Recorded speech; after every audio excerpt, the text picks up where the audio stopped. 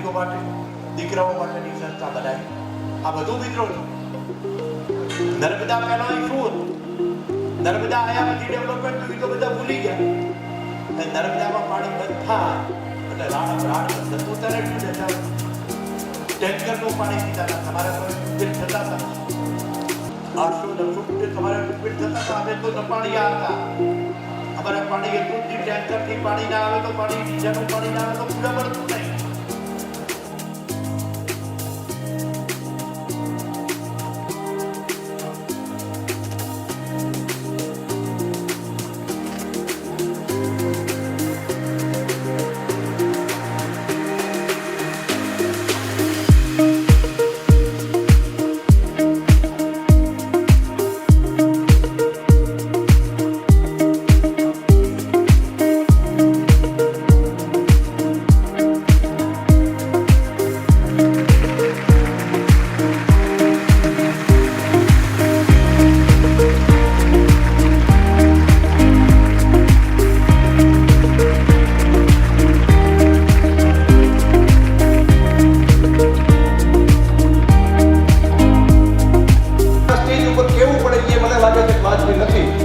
રામજીની દાન તમે આપો છો ને જેટલું પુણ્ય મળે ને એનાથી વધારે જો આ અહંકાર બંધ કરવાનું કામ જો તમે કરો ને માસ્ટર,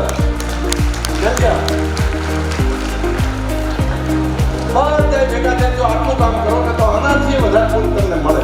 અને આગેવાની તમે લો, તમે કરીએ કરો. મને તમને બુદ્ધિ શક્તિ આપી છે, આપણા પૂર્વજોનું પુણ્ય છે. અને તમે ભેગા થઈને જો કહેશો કે આજથી આપણે બંધ કરીએ છીએ, જાહેરમાં કોઈ પણ જગ્યાએ કહો નહીં થાય, તો જેટલું મહત્વ શૈક્ષણિક સંસ્થા બાંધવાનું છે એટલું જ મહત્વ, હું સમજણપૂર્વક શબ્દ વાપરું છું, જેટલું શૈક્ષણિક સંસ્થા બાંધીને દાન આપવાનું જેટલું મહત્વ છે એટલું જ મહત્વ આ સમાજને વ્યસનોમાંથી મુક્ત કરવાનું કામ એટલું જ પુણ્યવાળું કામ છે. એટલું જ પુણ્યનું કામ છે. તમે બધા આ કામમાં પણ બધા લાગો. એટલે હું થોડો ખખડીને તમને બધા કહું છું, આ અગત્યનું કામ છે.